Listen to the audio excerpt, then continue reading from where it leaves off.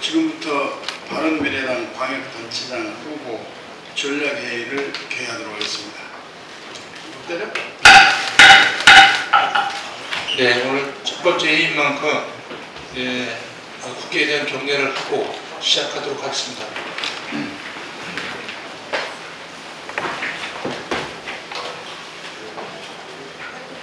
네, 국회에 대한 경례.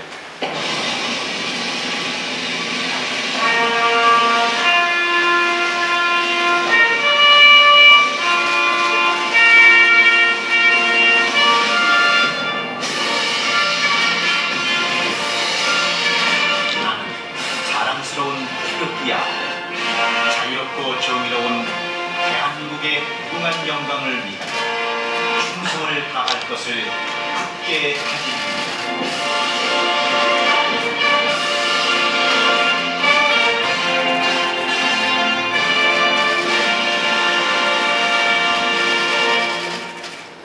바로 이하을에는 생략하도록 하겠습니다. 자리에 앉으시고. 네, 다음은 박주성 공동대표님의 인사 말씀 있겠습니다.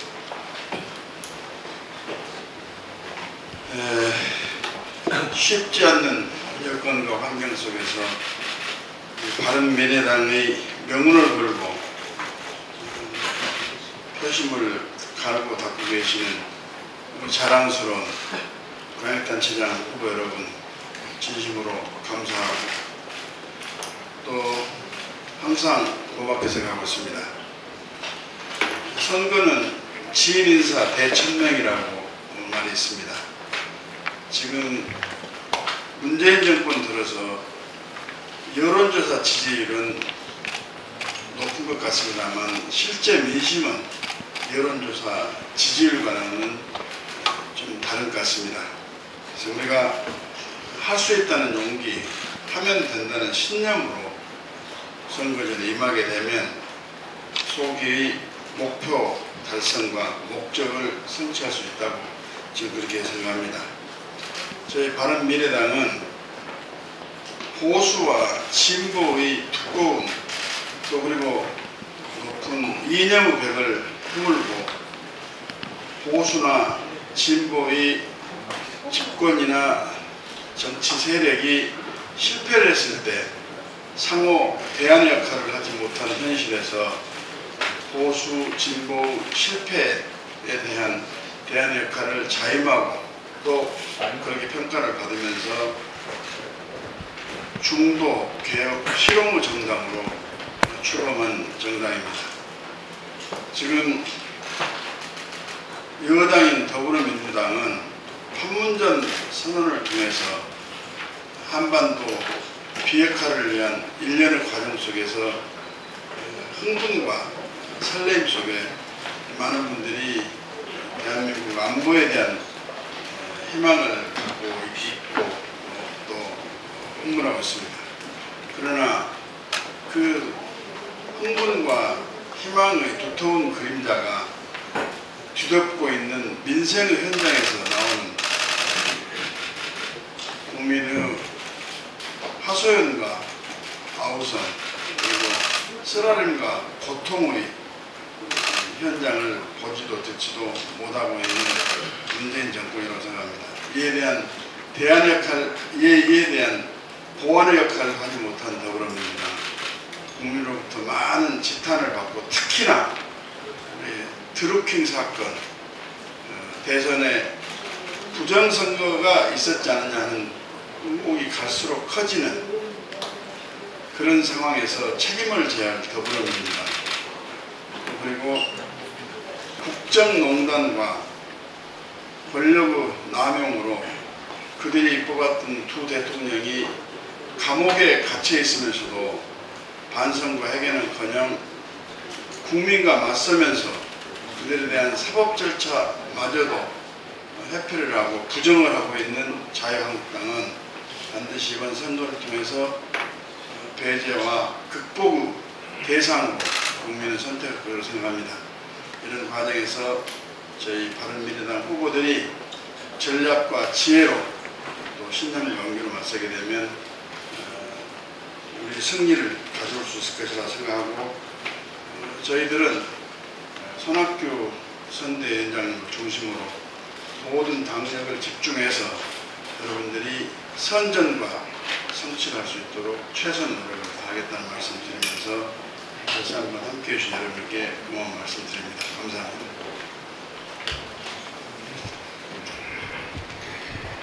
예, 지금 하루하루가 한 시간이 제일 귀한 이런 시간에 이렇게 특히 지방에서도 오늘 회의에 참석해 주신 후보자님들께 정말 감사드립니다. 사실 중앙당이 이 시간을, 후보자님들의 시간을 정말 아껴드려야 되는데 오늘 이왕 모인 김에 가장 중요한 우리 광역단체장 선거를 위해서 정말 허심탄회하게 전략을 그냥 논의하는 그런 시간이 되었으면 좋겠습니다.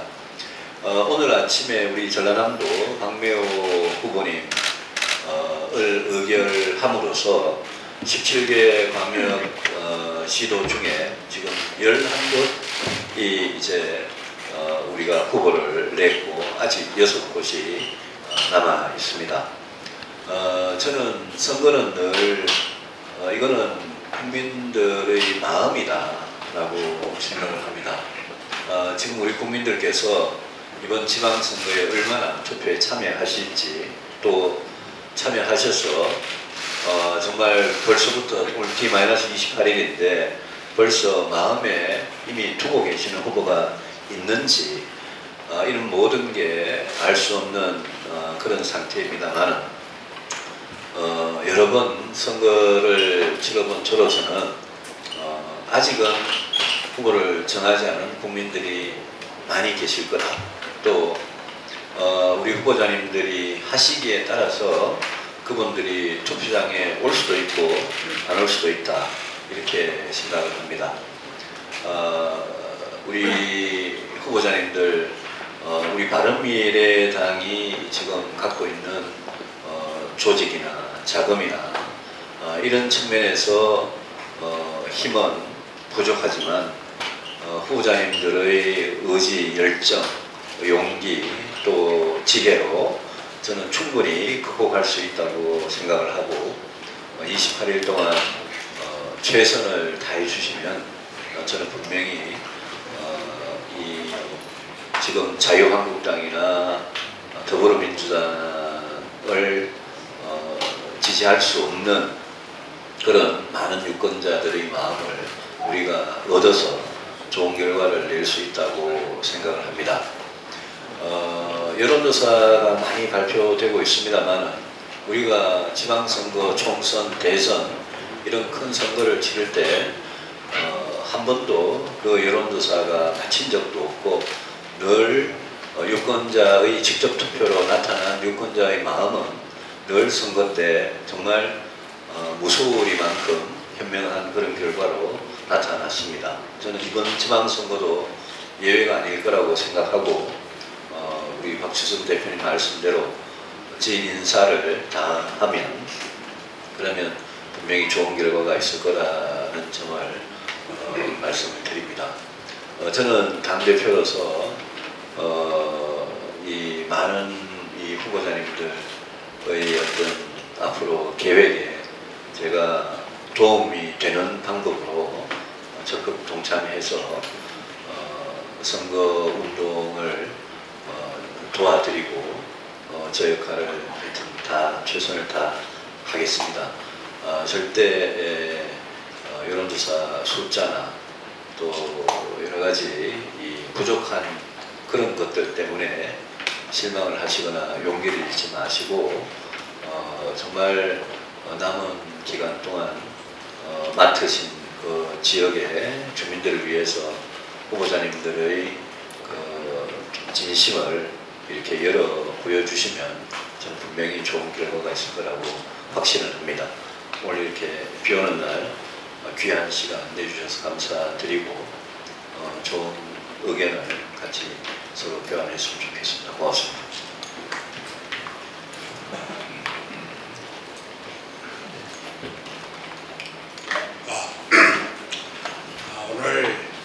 참석해 주신 12분의 광역단체장 후보님 여러분들 출정을 환영합니다.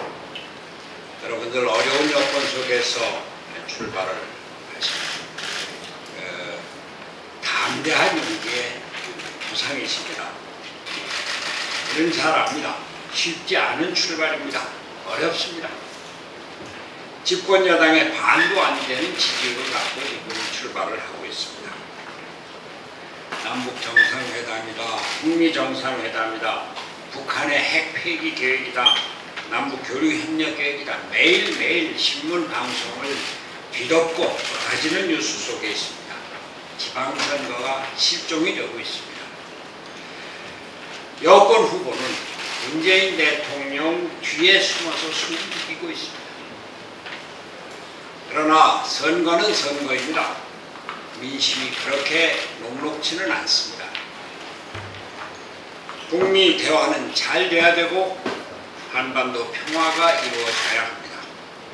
그러나 잘 되면 잘 되는 대로, 잘 안 되면 잘 안 되는 대로 우리의 국민은 깊어지고 있습니다. 잘 되면 경제적인 부담이 모조리 우리에게 오고 잘 안 되면 한반도의 미래가 극도로 불안해집니다. 오늘 아침에 북한이 남북 고위급 회담의 무기 연기를 일방적으로 통보해 왔습니다. 김계관 북한 외무성 제1부상은 일방적으로 핵 포기를 강요하면 북미 정상회담을 재고려할 수 있다, 이렇게 엄포를 놓고 있습니다. 한치 앞을 예견할 수 없는 조심스러운 순간입니다. 우리는 물론 남북 대화와 평화체제의 진전을 적극 지지합니다. 그러나 급변하는 한반도 정세에 우리가 적극적이고 능동적으로 대응할 태세를 갖추어야 함도 사실입니다. 한반도 문제가 어떻게 진전이 되건 간에 문제는 경제야 하는 기본 자세를 갖고 지방선거에 임해야 합니다. 치솟는 실업률, 청년 실업, 고꾸라지는 수출, 무역 흑자의 반감, 문 닫는 중소기업, 영세 상공인에 우리가 대답할 자세를 갖춰야 합니다. 우리 바른미래당이 새롭게 펼쳐지는 4차 산업혁명의 기수로 나서야 합니다. 서울을 비롯한 각 지역 스마트 시티로 만들어서 일자리를 만들고 미세먼지 없는 안전한 도시로 만들 비전을 세우고 이를 실천할 확고한 자세를 갖춰야 합니다.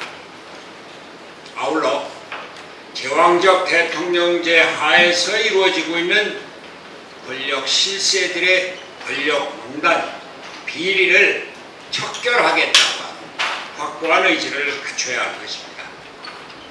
드루킹 사건에서 보듯이 이 사람들 여론 조작의 귀재입니다.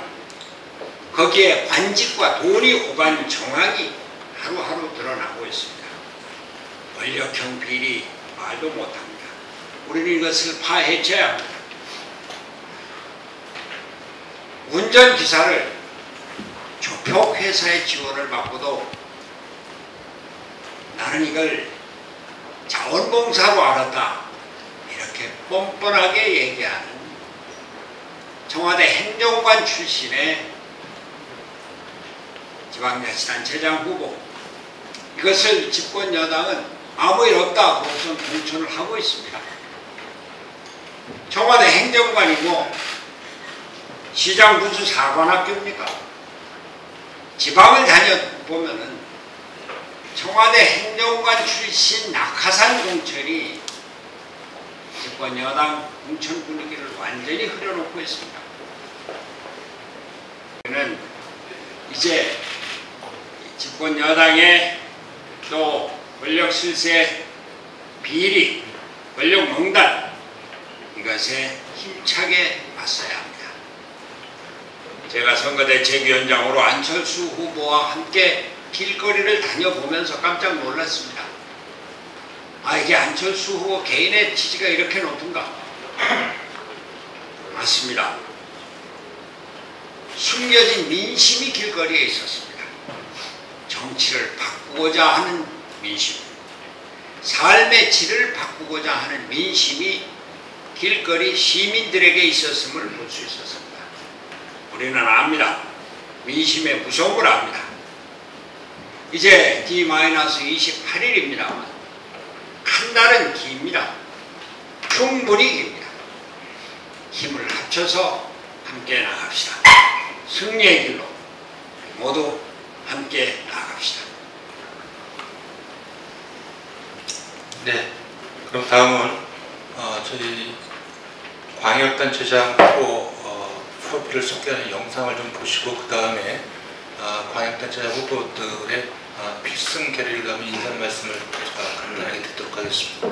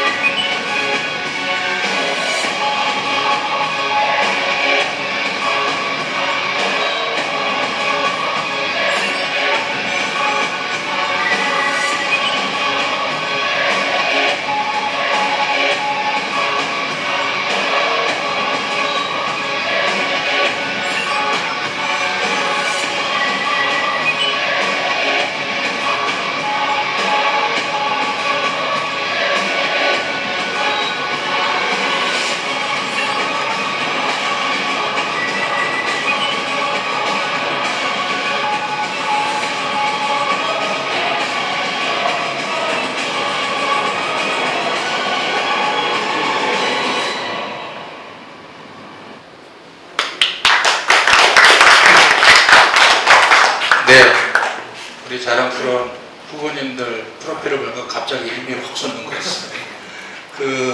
오늘 영입되셔서 전남지사 후보로 확정되신 박매호 후보님은 만들지 못했습니다. 시간이 없어서 다음 기회에 함께 만들어서 소개해 주도록 그렇게 하겠습니다. 이번에는 후보님들 필승 게릴라 인사 말씀을 듣도록 하겠습니다. 안철수 서울시장 후보님부터 말씀을.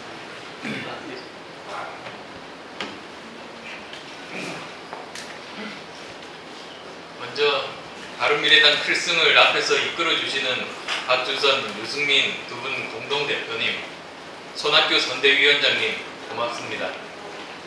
필승을 뒤에서 밀어주시는 이태규 사무총장님, 지상욱 정책위 의장님, 이현주 전략본부장님, 김수민 홍보본부장님 감사합니다. 누구보다도 저와 함께 직접 전쟁터를 누비는 광역단체장 후보님들 반갑습니다.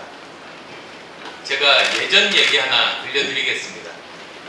1992년 미국 대통령 선거 때입니다.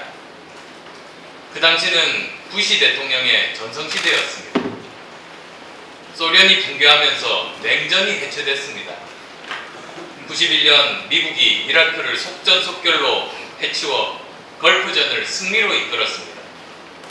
그 결과 부시 대통령의 그 당시 지지율 91%까지 치솟았습니다. 상대는 미국에서 가장 작은 주 중의 하나인 아칸소주의 40대 주지사 클린턴이었습니다. 누구나 부시 대통령이 압승할 거라고 믿어 의심치 않았습니다. 그런데 클린턴의 한마디로 부시는 선거에서 패하고 말았습니다. 바보야, 문제는 경제야. 그 한마디였습니다. 과거가 아닌 미래, 냉전이 아니라 경제 전쟁에서 이겨야 한다고 클린턴은 강조했습니다. 그리고 클린턴은 당선 후 인터넷 혁명으로 미국을 역사상 가장 부유한 국가로 이끌었습니다. 우리나라를 예를 들면 여기 계신 장성철 제주지사 후보께서 지지율 높은 현직 지사를 이긴 다음에 4차 산업혁명을 주도해서 제주도를 역사상 가장 풍요로운 곳으로 만드는 것과 같습니다. 우리 후보분 모두들 이렇게 할 자신 있으시죠? 예. 평화를 바라지 않는 대한민국 국민은 아무도 없습니다. 그러나 동시에 먹고 사는 일, 민생이야말로 손톱 밑에 가십니다. 죽고 사는 일, 미세먼지야말로 목구멍에 포도청입니다. 아무리 높은 지지율도 한순간입니다. 대한민국 경제는 모든 분야에 걸쳐서 전 세계 흐름과 반대로 역주행하고 있습니다. 여기저기 켜지는 경고등 무시하고 잘못된 정책들을 밀어붙이고 있습니다. 이번 지방선거에서 만약에 정부 여당이 압승한다면 다음 총선까지 앞으로 2년 내내 독주하면서 경제를 엉망으로 만들 겁니다. 바로 우리가 견제와 균형의 민주주의를 지켜내야 합니다. 우리가 먹고 사는 일과 죽고 사는 일에 지친 국민께 희망이 되어드려야 합니다. 우리 바른미래당이 미래 세력입니다. 일자리와 주거 문제 해결하고 4차 산업혁명으로 미래 일자리와 미래 성장 동력 만들어낼 겁니다. 여기 보시면 아시겠습니다만 벤처기업인 출신들, 경영인 출신들이 후보 중에 아주 많이 계십니다. 과거 속에서 헤매고 있는 기득권 양당에게 경고합니다. 바보야, 문제는 경제야. 지방선거 4주 앞으로 다가왔습니다. 위대한 대한민국 국민께서 위대한 유권자 혁명을 일으켜 주실 것이라고 확신합니다. 우리는 반드시 이깁니다.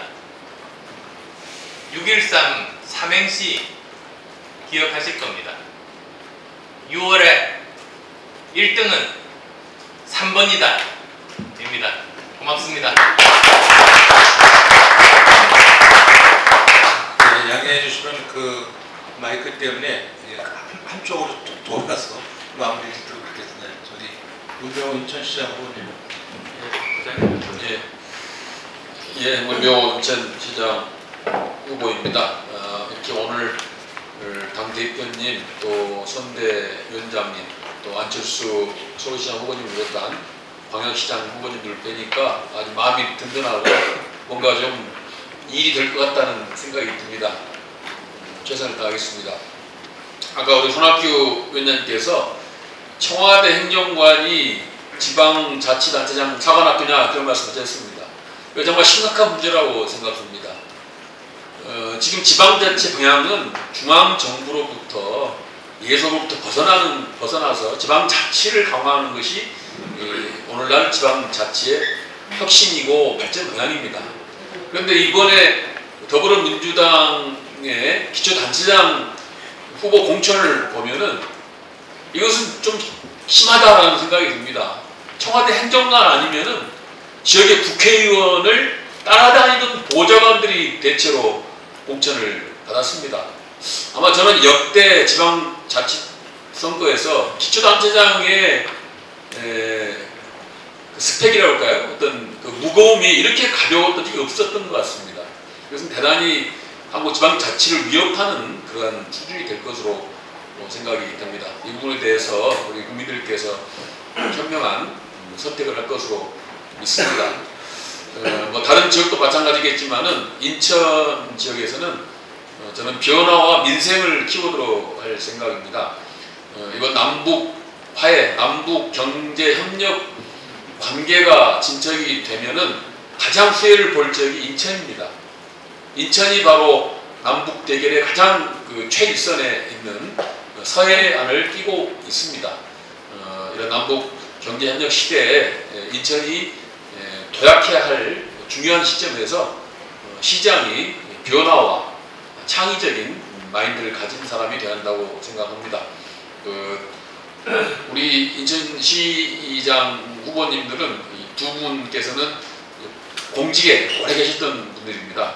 공직에 오래 계셨던 분들은 주어진 일은 참 성실하게 잘 하시지만은 창의성이나 또 새로운 변화에는 적절치 않은 분들이 아닌가 생각이 되고, 변화의 아이콘 문병호가 나서서 인천을 변화시키겠습니다. 그리고 아까 안철수 후보님께서 말씀하셨듯이 중요한 것은 경제고 민생입니다. 결국 특히 지방자치단체장은 민생 문제, 시민과 도민의 삶을 보살피는 것이 가장 중요한 시장, 도지사의 덕목이라고 생각합니다. 앞으로 민생 문제를 제대로 챙기고 과거에 재벌이나 관료들의 이익만을 대변하는 그런 시장이 아니고 평범한 시민을 제대로 대변하고 돌보는 시장이 되겠다는 각오를 다집니다. 감사합니다. 네, 다음은 송관 충북지사. 네. 충북지사 후보 신용 하나 끝내주는 신용환입니다. 이름을 잘 부모님께서 선물을 주셔서 일자리, 특별도 충북, 강한 경제, 젊은 충북을 메인 슬로건, 서브 슬로건으로 하고 있습니다. 아까 참 좋은 말씀들을 다 해주셔서 좀 짧게 제가 아마 해야 될 것 같아서, 저랑 경쟁하고 있는 충북지사 후보님 두 분은 다 30년 이상의 공직 경험을 자랑하시면서 저에게 교차 질문에서 행정 경험이 부족하지 않느냐, 겨우 3년 반 정도의 정부 청와대 경력으로 어떻게 저기를 하겠느냐라고 말씀을 하셨습니다.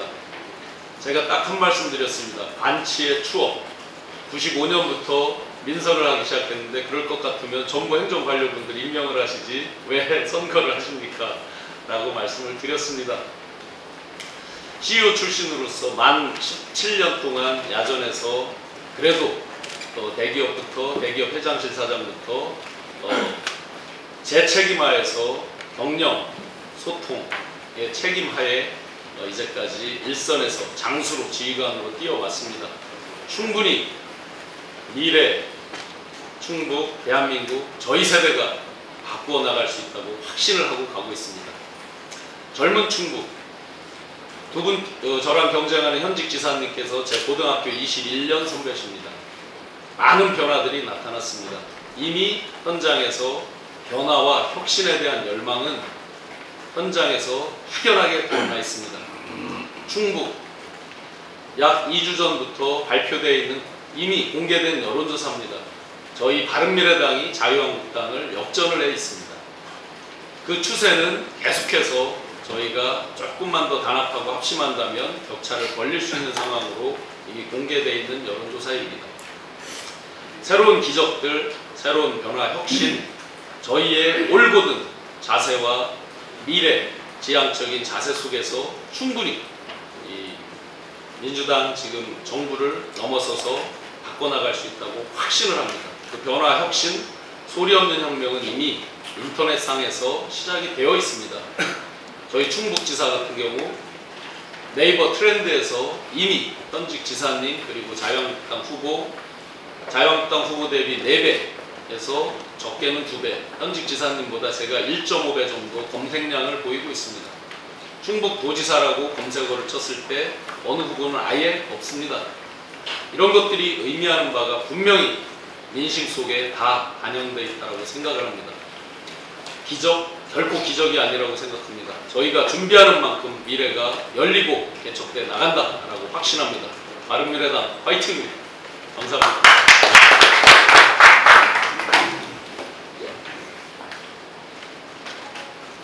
반갑습니다. 바른미래당 경남도지사 1호 김용입니다. 올해 45 됐습니다. 제가 이 지역구를 믿고 인사를 하려면 어느 지역구냐고 여쭤봅니다. 아마 도의원 후보는 잘 모르겠습니다. 도지사업으로 나왔습니다. 저는 30살 나이에 15년 전에 200만 원을 들고 경남 진주에서 화장품 회사를 창업했습니다. 모두들 말렸습니다. 절대 진주에서 성공할 수 없다. 하지만 저는 7평짜리 실험실에서 신문지를 깔고 쪽잠을 자고 힘들었지만 견뎌낼 수 있었습니다. 그것은 바로 뭐냐면 성공을 할 수 있다는 희망과 반드시 성공할 것이라는 의지가 있었기 때문입니다. 경남 경제가 붕괴되고 있습니다. 연일 뉴스에 나옵니다. 이번 6.13 선거에서는 경남 경제를 살릴 좋은 정책을 토론하는 장이 되어야 됩니다. 하지만 잘 아시겠지만 연일 TV에서는 드루킹 사건, 기타 등등의 사건으로 6.13 선거에서 경남을 살릴 정책에 대한 얘기는 전혀 나오고 있지 않습니다. 부탁을 좀 드리자면 여기 계신 언론사 분들도 경남 경제를 살릴 수 있는 좋은 정책이 보도될 수 있게끔 좀 도와주시기 바랍니다. 그리고 지금 경남도지사 선거에서 정책 토론회를 해야 되지만 두 후보 측이 정책 토론회를 거부하고 있습니다. 아직 한 번도 정책 토론회 열리지 않았습니다. 그래서 오늘 이 자리를 빌어서 말씀 촉구드리겠습니다. 빠른 시일 안에 정책 토론회에 나오시기 바랍니다. 뭐가 그렇게 겁이 나는지, 뭐가 그렇게 숨길 게 많은지, 만일에 떳떳하다면 빨리 정책 토론에 나오셔서 경남을 살릴 수 있는 적임자가 누구인지 우리 경남도민들에게 보여주시기 바랍니다. 45살 젊은 벤처기업가 불굴의 도전 정신으로 반드시 경남 경제를 일으키도록 하겠습니다. 감사합니다.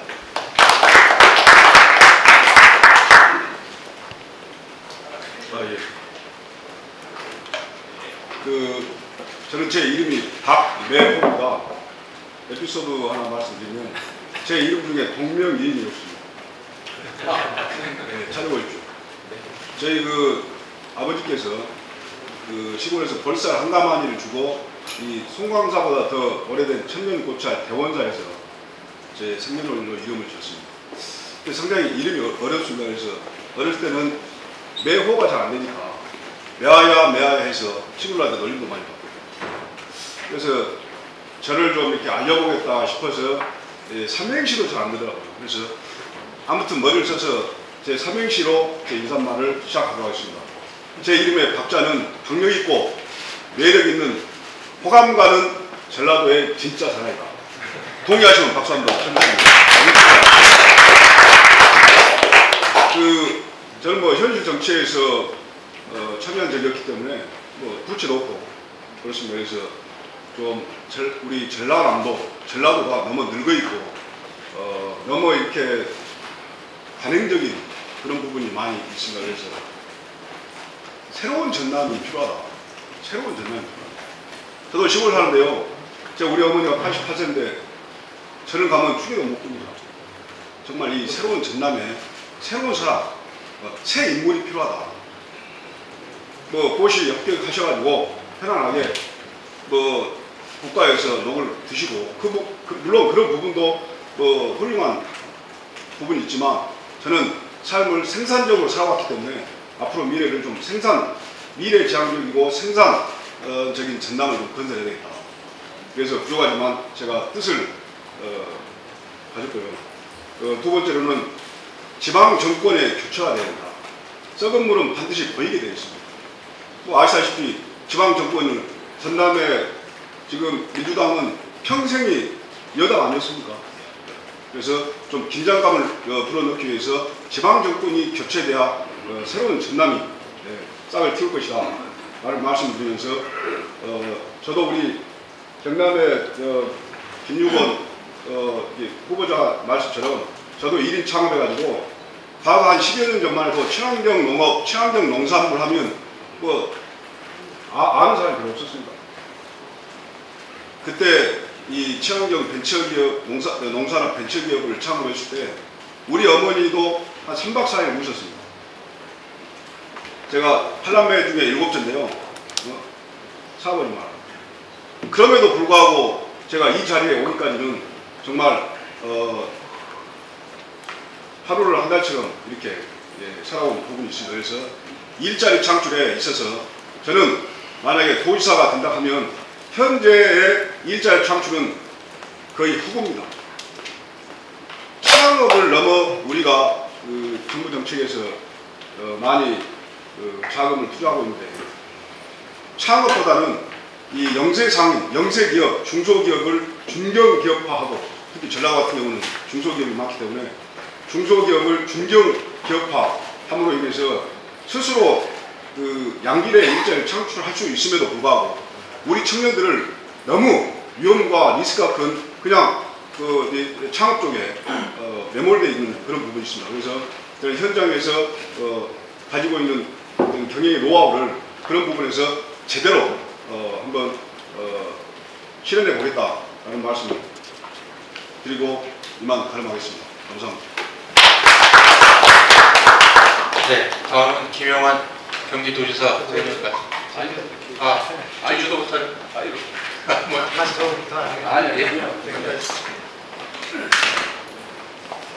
막중한 책임을 느끼고 있습니다. 1300만입니다. 인구가 1300만이나 되고 서울시의 면적에 이번에 보니까 18배나 되는 지역을 선거를 나갔는데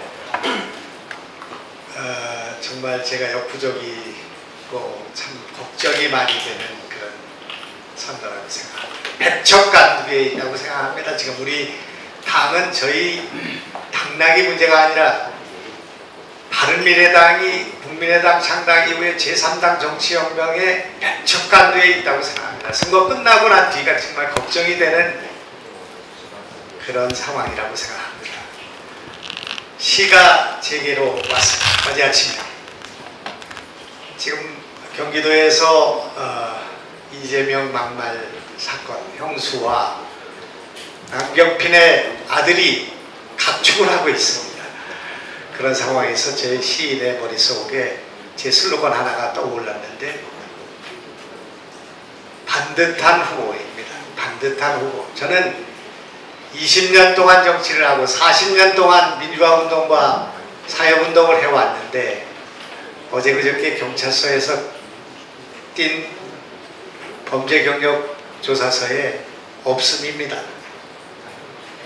제가 형수나 또는 재수 씨한테 한번 막말을 한번 했으면 인지도가 이렇게 낮지는 않았을 텐데 하는 그런 후회도 좀 하는 날이 있었습니다.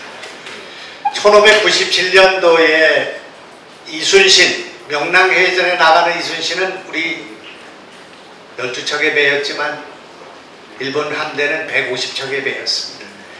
누구도 승리하리라고 생각하지 않았고 이순신조차도 죽음을 각오하는 사직생의 각오로 명랑에 나갔다고 생각합니다. 그래서 이 조선이 있고 우리의 역사가 있었다고 생각합니다.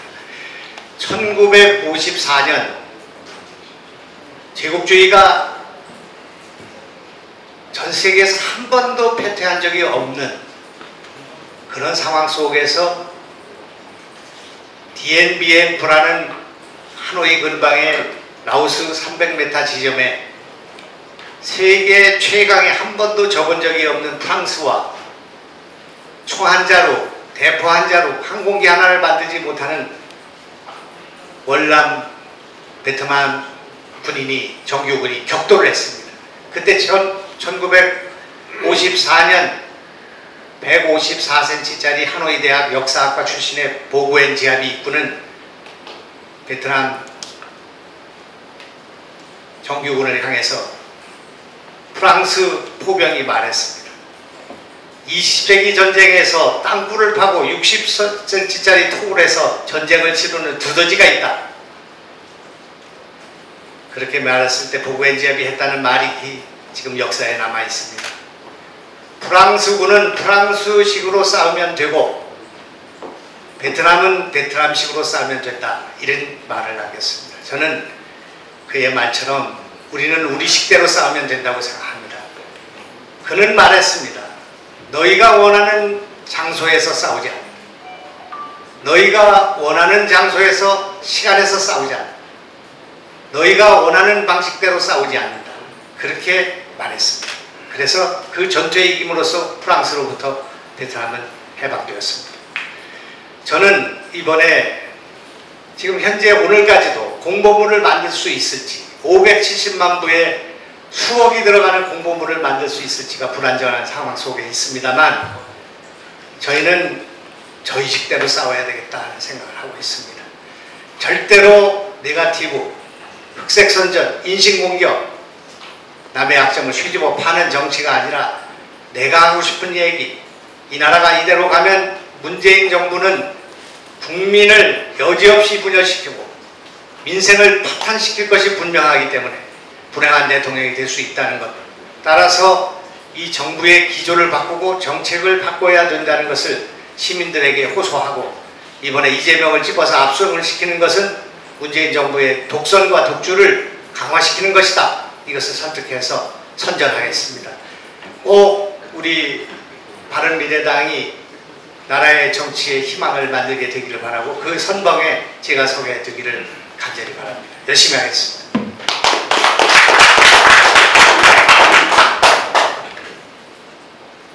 네, 안녕하십니까. 새로운 변화의 시작, 세종시장 후보 허철호입니다. 바른미래당에서 30대 젊은 청년에게 세종시장 후보로 출마하실 수 있게 소중한 기회를 주셔서 진심으로 감사드립니다. 세종시 신도시 평균 연령은 32세입니다. 읍면 지역을 모두 합쳐도 36.7세의 아주 젊은 도시입니다.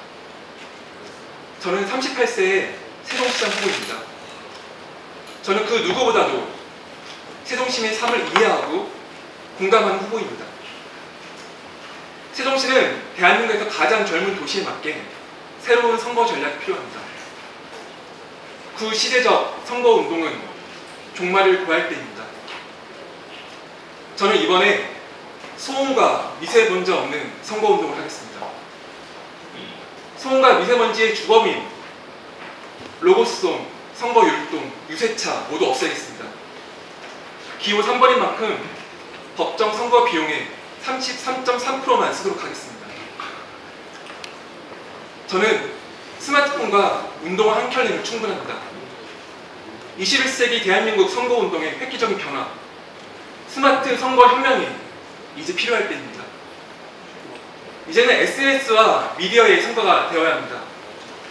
소탈한 모습으로 한 분 한 분 유권자를 찾아가 직접 눈을 마주치며 절실한 마음을 전달하는 선거를 치르도록 하겠습니다. 그리고 세종시를 4차 산업혁명을 이끄는 스마트 도시로 만들겠습니다. 스마트 선거 혁명과 민트 혁명을 통해 정치의 세대 교체와 함께 바른미래당의 새로운 미래를 만들어 가겠습니다. 감사합니다.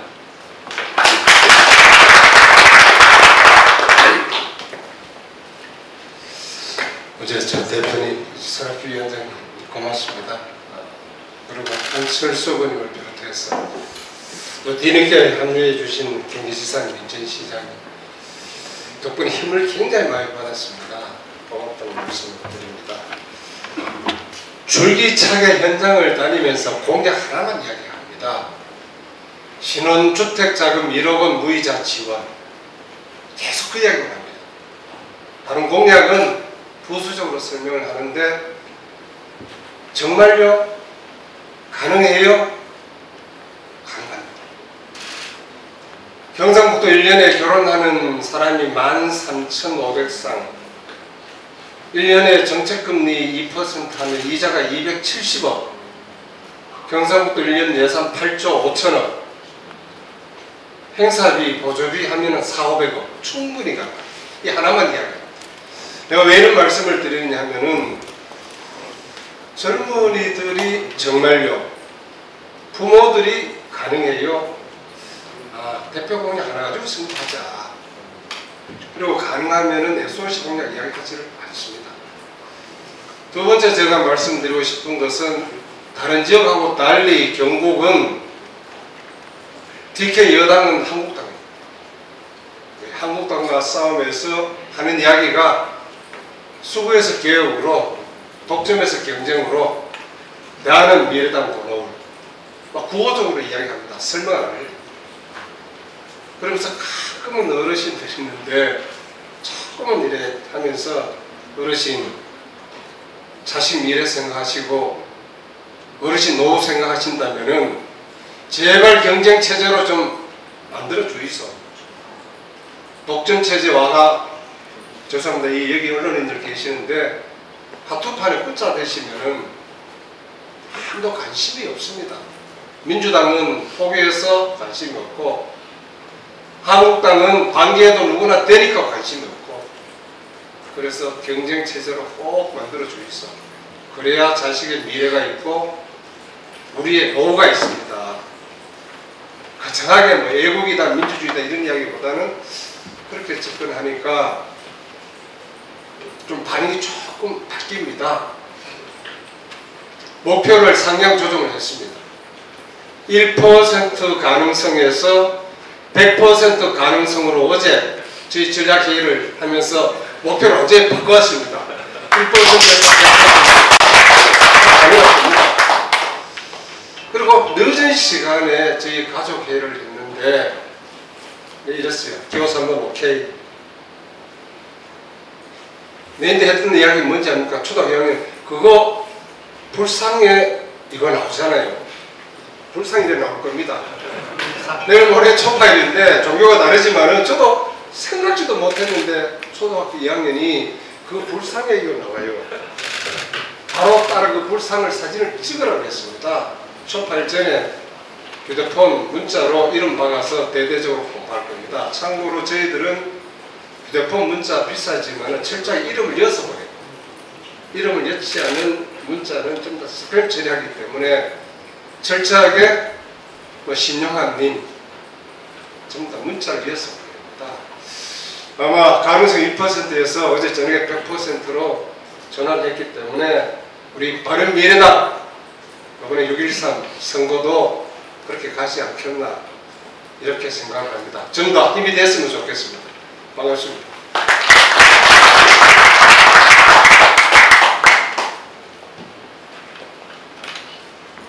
제주도지사 후보 장성철입니다. 저는 유승민 대표께서 제주도당 개편대에 오셨을 때 선거는 마음이다 하는 말씀 하셨던 것을 기억하고 있었는데 오늘 다시 또 그 말씀을 해주신 걸 보고 제주도민의 마음이 6월 13일 날 투표하는 날 결정이 바른미래당 장성철 후보로 올 수 있을 때까지 끝까지 정성을 다해서 선거에 임하겠다는 마음을 갖고 있다는 말씀부터 먼저 보고드리겠습니다. 두 번째는 제주도 상황이 철저한 기득권 세력들 간의 권력 패거리 싸움에 현재 들어가 있습니다. 더불어민주당 후보도 여야가 아니고 현재 무소속으로 나가 있는 원희룡 후보도 지난 4년 제주 지역의 정치 세력들과 연대가 되고 한패가 돼서 정책은 실종하고 서로 간에 이전 투구식 싸움만 일고 있습니다. 저는 공약을 도민의 소득이 공무원 급여 평균 소득의 80%까지 끌어올리겠다. 그래서 제주의 경제 성장을 구체적으로 하겠다고 하는 약속을 했습니다. 현재 제주도 일반직 평균 공무원 급여가 한 6,500만 원 되는데요. 거기에 80% 하게 되면 한 4,500만 원, 5천만 원 정도 수준이 됩니다. 그렇게 하기 위해서 여러 가지 공공연구임대주택부터 관광산업 그리고 2차 산업 또 자영업 대책까지 발표하고 있습니다. 그리고 가장 큰 제주도의 이제 기득권 중에 기득권 세력이라고 하면 이 관광산업을 뒷배경으로 해서 이루어진 불공정한 정치 세력하고 또 거기에 기생하는 경제적인 기득권 세력이라고 볼 수 있는데 이분들이 한 10년 이상을 제주 호남 KTX 헤드 터널 도입 논의 자체를 막아왔습니다. 그런데 하나만 말씀을 드리면 현재 제주도가 관광산업의 비중이 거의 80%입니다. 그래서 현재 관광객 1,500만 명인데요. 제2공항을 하게 되면 3,500만 명 정도가 오게 됩니다. 아마 그렇게 돼서 2030년, 40년 되면 제주경제에서 관광산업의 비중이 아마 95%를 넘을 겁니다. 그렇게 이제 관광산업의 기본적인 특성이 외부경제 변동에 너무 민감하기 때문에 저희 중국 사드 보복 당할 때 가장 큰 피해를 봤었거든요. 그래서 KTX를 제주 호남 KTX 헤드터널을 놓게 되면 제주가 국제 해운의 중심지로 부상할 수가 있습니다. KTX의 기종점이 제주가 되고 그렇게 되면 연안항 같은 게 필요가 없기 때문에 기존 항만을 잘 활용만 하더라도 태평양으로 가는 관문의 역할을 부산항과 더불어 할 수 있고, 그래서 금융도 일어설 수 있고, 또 제주의 청정성을 활용하면 청정 제조업도 가능하고, 또 제주가 월동 농업이 굉장히 강력한 동네입니다. 우리 11월, 12월, 1월, 2월, 3월에 나오는 수도권에서 드시는 거의 대부분의 야채가 제주산입니다. 이 제주산 농수축산물의 신선도가 KTX를 통해서 보장이 되면 수도권 시장뿐만 아니라 모스크바, 런던, 파리까지 대륙 시장까지 갈 수 있어서 근본적인 친환경 1차 산업의 경쟁력이 되살아나기 때문에 산업 구조의 다각화 그리고 고도화를 위해서 저는 해저터널을 계속 주장하고 있습니다. 최근에 가장 뜨거운 쟁점으로 저 페이스북에 올라왔고요. 언론에서도 이제 조금씩 이슈로 다뤄주고 있습니다. 우선은 그 도덕적인 검증의 대상에서 도민의 지탄을 받고 있는 더불어민주당 후보한테 정확한 도민의 평가 기준을 제가 제시하려고 준비하고 있고, 그 이후에 새로운 개혁 세력의 중심으로 바른미래당 제주도당의 당원들과 지지자들의 힘을 합쳐서 저 장성철이가 마지막에 원희룡 후보하고 경쟁 구도로 돌입하게 되면 제주 제2공항을 찬성할 것입니까? 제주 해저터널을 하셔야 되겠습니까? 관광산업만 먹고 살 겁니까? 새로운 산업도 우리가 해야 되겠습니까? 라는 구도로 앞으로 선거를 해서 멋진 선물을 제주 도민과 우리 바른미래당에 바치도록 최선을 다해서 죽을 각오 다해서 드리겠습니다. 감사합니다. 바른미래당 총 12분의 방역단체자 후보자 오늘 참석해서 9분의 말씀을 모두 들었습니다. 다음은 당 정책위원회가 제안하는 바른미래당 지방정부 행동 강령의 채택의 건에 대해서 좀 말씀을 드리겠습니다. 아까 고인물은 썩는다 이런 말씀도 있으셨고요. 그래서 지난 지방자치 22년 동안 기득권 양당이었던 독과점으로 인한 지방 무능화, 지방정 무능과 부패 문제가 국민들로부터 심각한 불신을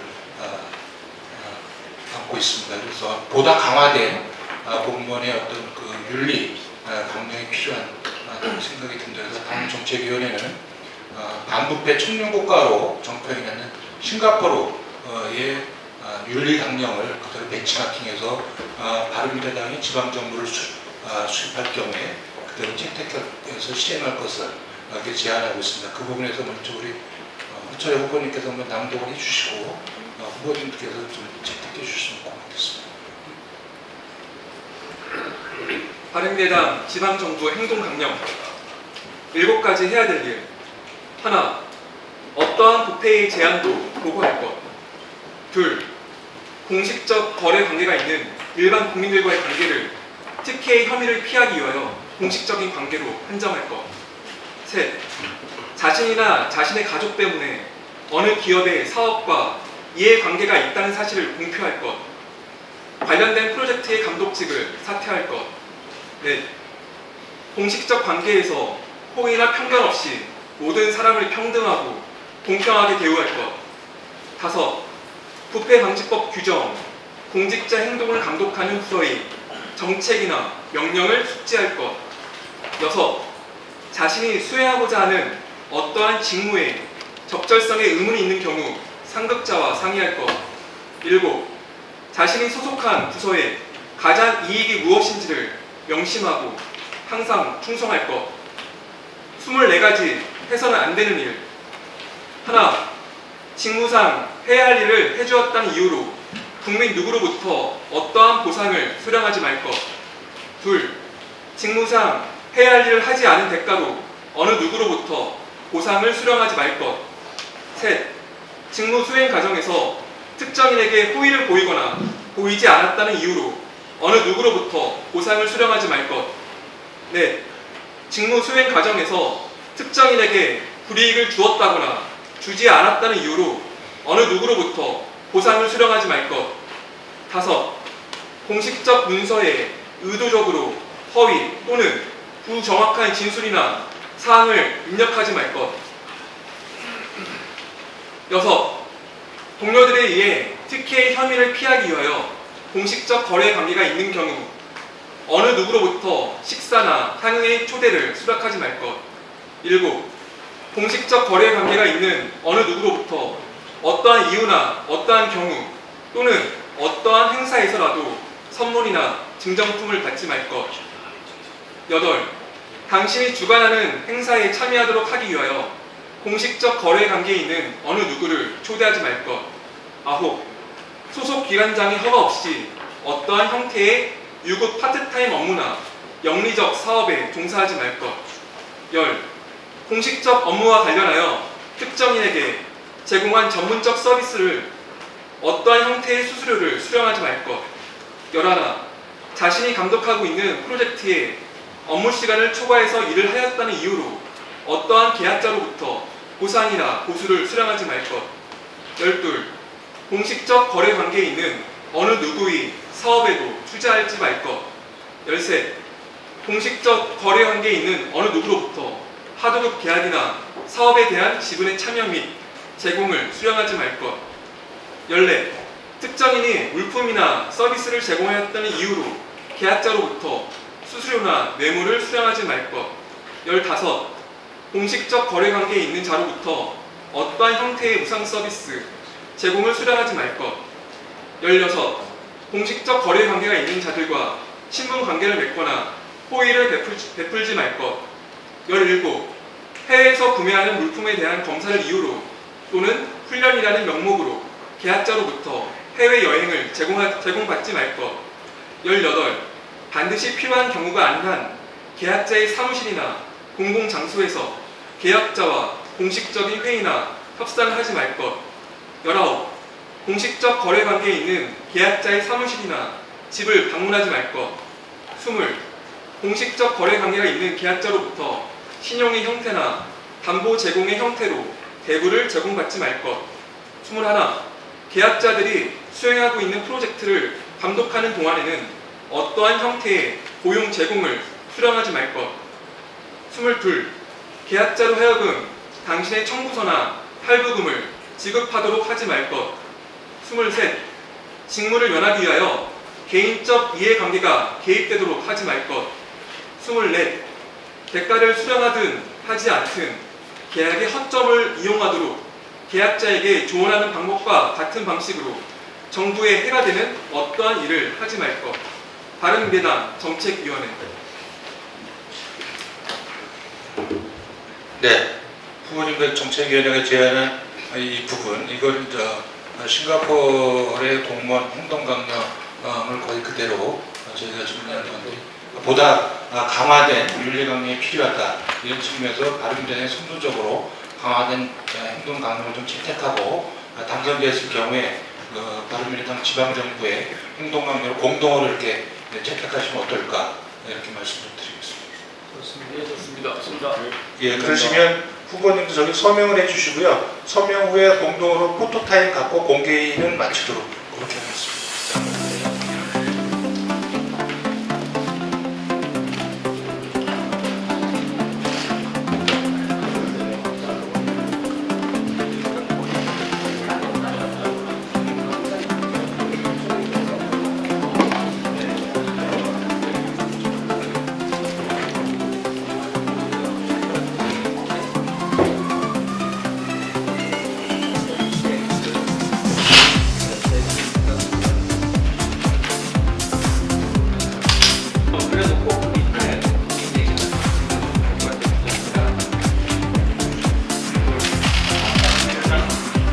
화이팅!